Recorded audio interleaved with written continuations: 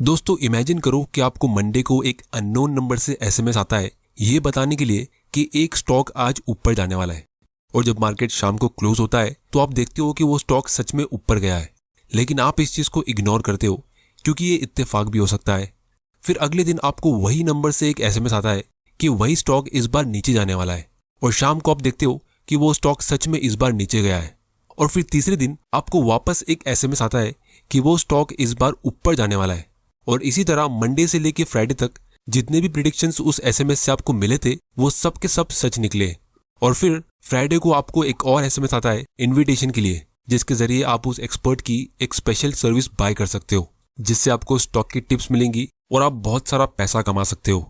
अब दोस्तों आप बहुत एक्साइटेड होते हो क्योंकि लगातार 5 दिन तक आपको उनकी टिप्स मिली जो बिल्कुल परफेक्ट थी, तो ये आपको बहुत ही अच्छी चीज लग रही है।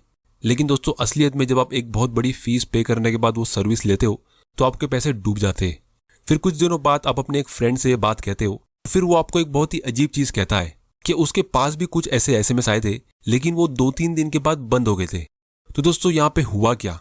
तो आप दोनों अपने एक फ्रेंड रॉकी से मिलते हो जो आपको ये सीन समझाता है कि वो सो कॉल्ड एक्सपर्ट ने जिसने आप लोगों को एसएमएस किया था उसने 20,000 नंबर्स पिक किए होंगे उन लोगों के जो स्टॉक मार्केट में इंटरेस्टेड है। फिर उसने आधे लोगों को ये एसएमएस भेजा कि आज वो स्टॉक ऊपर जाएगा और बाकी आधे लोगों को कहा कि आज वो स्टॉक नीचे जाएगा। फिर शाम होते ही वो उन सारे लोगों के नंबर्स डिलीट कर देता है जिनको उसने रॉन्ग प्रेडिक्शंस दी थी।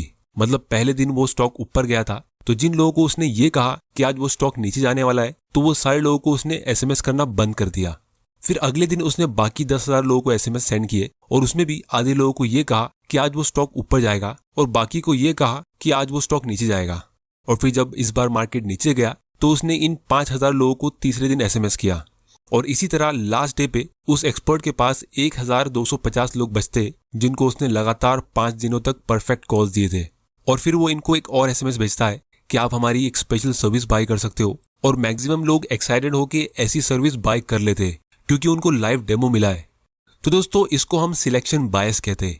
अब ये चीज मैं आप लोगों को इसलिए बोल रहा हूँ क्योंकि अगर कोई आदमी ऐसी कोई ट्रिक आपके साथ खेलता है तो आपको ये चीज पता भी नहीं चलेगी। और ऐसे बहुत सारे बायस होते जिसको लोग अपने फायदे के लिए यूज करते हैं, जिसके बारे में एक नॉर्मल आदमी कभी सोच ही नहीं सकता, और उनको मैं फ्यूचर वीडियोस में जरूर कवर करूंगा।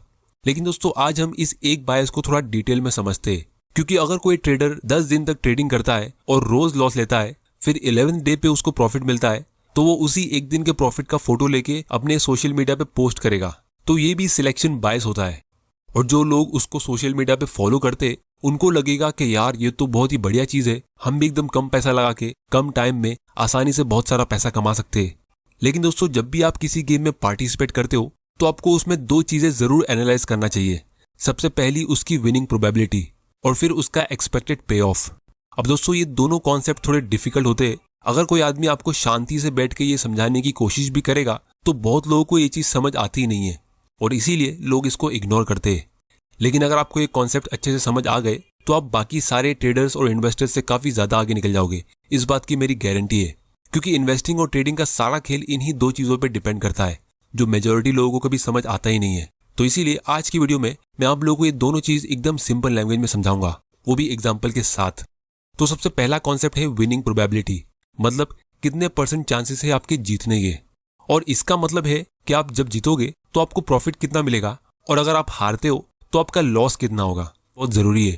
तो दोस्तों मान लो आपके 100 फ्रेंड्स एक पार्टी में मिलते हैं जहां एक आदमी ने एक गेम ऑर्गेनाइज किया है। ये गेम का नाम है सब खेलो सब जीतो।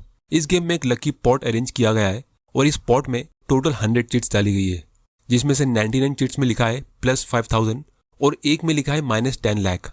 तो जिस बदनसीब इंसान के पास वो डेंजर वाली चिट आएगी तो उसको 10 लाख रुपीज पे करना पड़ेगा और बाकी सारे लोगों को 5,000 रुपए मिलेगा।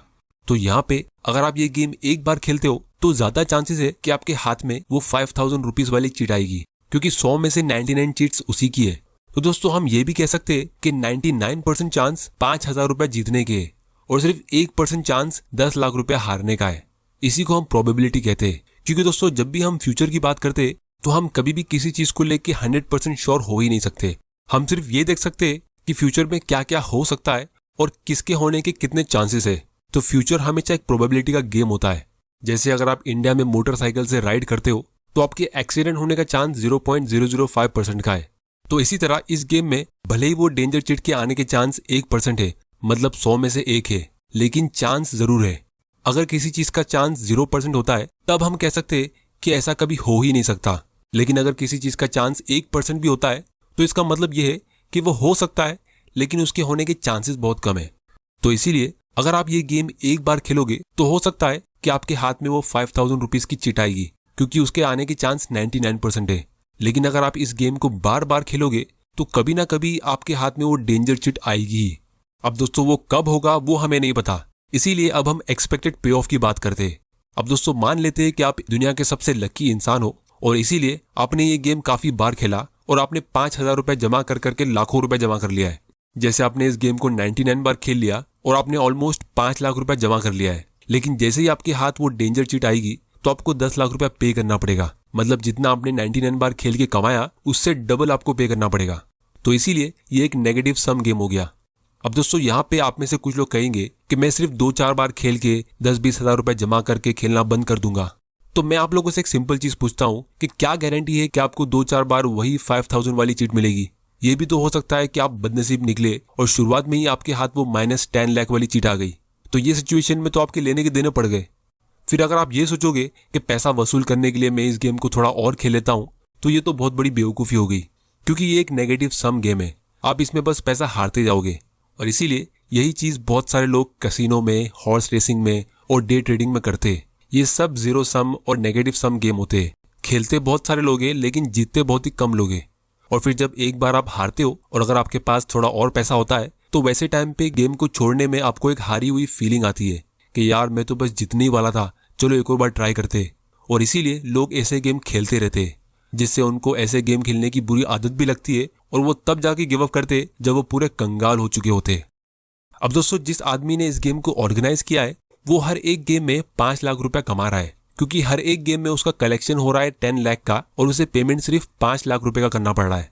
तो लॉन्ग टर्म में वो सब खेलने वाले प्लेयर्स बर्बाद होंगे और वो गेम को ऑर्गेनाइज करने वाला अमीर होता रहेगा।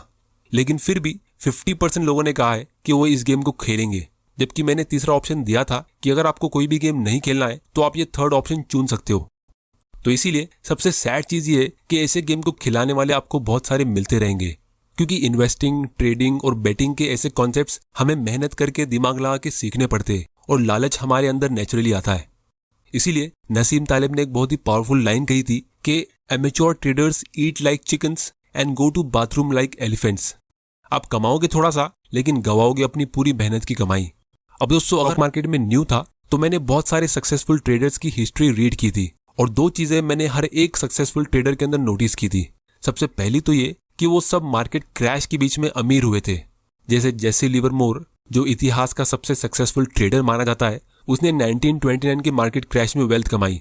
फिर नसीम तालिब ने 1987 के क्रैश में पैसा कमाया। फिर जॉर्ज सोरोस ने 1992 के ब्रिटेन के क्रैश में 1 बिलियन पाउंड कमाया और माइकल बरी ने 2007 के मार्केट क्रैश में। मतलब जो टाइम पे पूरी दुनिया बर्बाद हो रही थी और लोगों का पैसा डूब रहा था, ये लोग वही टाइम पे अमीर बन रहे थे। जो सुनने में थोड़ा अजीब लगता है लेकिन यही सच है।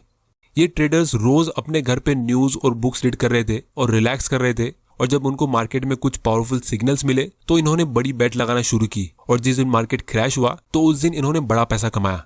तो इसीलिए दूसरी इंपॉर्टेंट चीज मैंने ये नोटिस की है कि आप ट्रेडिंग में रोज इंट्राडे करके पैसा नहीं कमा सकते, क्योंकि इन्वेस्टिंग और ट्रेडिंग का एक गोल्डन रूल ये है कि आपको ज्यादा पैसा कमाने के लिए ज्यादा बेटिंग करने की जरूरत नहीं है। आपको रोज ट्रेडिंग या 50 स्टॉक्स खरीदने की या 25 म्यूचुअल फंड्स में इन्वेस्ट करने की जरूरत नहीं है। इन्वेस्टिंग और ट्रेडिंग में लेस इज मोर। इस चीज को मैं पोर्टफोलियो डाइवर्सिफिकेशन के टाइम पे डिटेल में डिस्कस करूंगा। लेकिन दोस्तों प्रॉब्लम ये है कि ये सब चीजें किसी भी आम आदमी के दिमाग में अपने आप आएगी ही नहीं। इसके लिए आपको सेल्फ लर्निंग करनी होगी। जेसी लिवरमोर ने खुद एक बुक लिखी है जिसका नाम है how to trade in stocks. जिस तरह सिक्योरिटी एनालिसिस और इंटेलिजेंट इन्वेस्टर इन्वेस्टिंग की एक गोल्ड स्टैंडर्ड बुक मानी जाती है, उसी तरह ये बुक ट्रेडिंग की गोल्ड स्टैंडर्ड बुक है। इस बुक में जेसी ने ट्रेडिंग के 21 रूल्स बताए हैं। उसमें से सेकंड रूल ये है कि money cannot consistently be made trading every day और every week during the year. आपको ट्रेड सिर्फ तब करना चाहिए जब आपके पास उस दिन कोई स्पेशल एडवांटेज हो। ये एग्जैक्टली वही चीज है। मतलब आपको ऐसे गेम का वेट करना चाहिए या फिर ऐसे टाइम का वेट करना चाहिए जिसमें आपकी जीतने के चांसेस ज्यादा हो, या फिर अगर आप जीतते हो तो आपको जीतने पर बड़ा अमाउंट मिलता है, यानी उसमें एक्सपेक्टेड पे ऑफ ज्यादा होता है। ट्रेडिंग में हजारों लोग हिस्सा लेते और उसमें से सिर्फ एक आदमी पैसा कमाता है, तो यहाँ पे आपकी जीतने की प्रोबेबिलिटी 0.01% की होती है, क्योंकि कैसीनो की तरह सब उस पैसों के लिए लड़ रहे जो मैंने इस वीडियो में एक्सप्लेन किया है। और फिर जो लोग ट्रेडिंग करके पैसा कमा लेते वही लोग बुक्स लिखते कि हाउ टू बिकम करोड़पति विद ट्रेडिंग, लेकिन जो लोग पैसा बर्बाद करते उनको कोई नहीं पूछता है। तो यहाँ पे भी सिलेक्शन बायस बहुत स्ट्रांगली काम करता है। और मार्केटिंग तो सिर्फ ट्रेडिंग की ही होती है, क्योंकि ब्रोकर्स तो इन्हीं से प्रॉफिट कमाते, तो इसीलिए जो दिखता है वही बिकता है। और सबसे बड़ी प्रॉब्लम ये है कि जो लोग ट्रेडिंग से पैसा हारते वो भी बोलेंगे कि वो पैसा कमा रहे हैं। ये चीज मैं नहीं कह रहा हूँ, राकेश झुनझुनवाला जो एक सक्सेसफुल ट्रेडर और इन्वेस्टर है, आप उनकी जुबान से खुद सुन सकते हो। अब दोस्तों, ऐसा नहीं है कि आप ट्रेडिंग से पैसा कमा ही नहीं सकते, बस प्रॉब्लम ये है कि ये चीज आपको कोई सिखा नहीं सकता। ये एक बहुत ही इंपॉर्टेंट सीक्रेट है जो आपको कोई बताएगा नहीं। जो आदमी ट्रेडिंग से सक्सेसफुली पैसा कमा रहा है या कमा सकता है, तो वो उसके कोर्स सेल करेगा क्यों?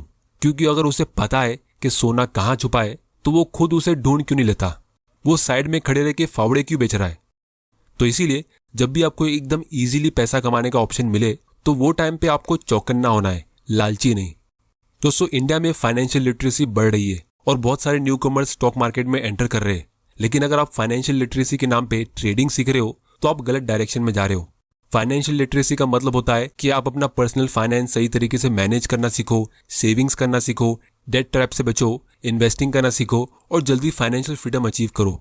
तो इसीलिए मैं सिर्फ इतना कहूंगा कि अगर आपको एक हैप्पी और कंफर्टेबल लाइफ जीना है, तो उसके लिए आपको अमीर तो बनना ही पड़ेगा, क्योंकि नो डाउट मनी हमारे लिए बहुत ही इंपॉर्टेंट होता है, लेकिन उसके साथ में आपको विजडम भी चाहिए, जिससे आप स्मार्ट फैसले ले सको और लाइफ की डिफिकल्ट प्रॉब्लम्स को स्मूथली टैकल कर सको।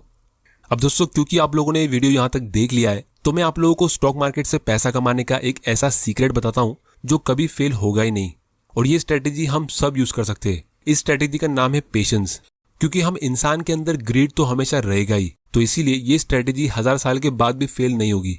आपको बस पेशेंस के साथ ऐसे गेम में हिस्सा लेना चाहिए जहां आपके हारने के चांसेस बहुत कम हो, और अगर लॉस होता भी है तो वो और भी कम हो। जैसे अगर रॉकी गूगल कंपनी का स्टॉक 20 साल के लिए खरीदता है और उसकी रिसर्च के हिसाब से वो कंपनी के बंद होने के चांसेस बहुत कम है, क्योंकि उसे पता है कि इनके बहुत सारे प्रोडक्ट्स लोगों की लाइफ का एक हिस्सा बन चुके हैं, तो उसके जीतने के चांसेस 99% है।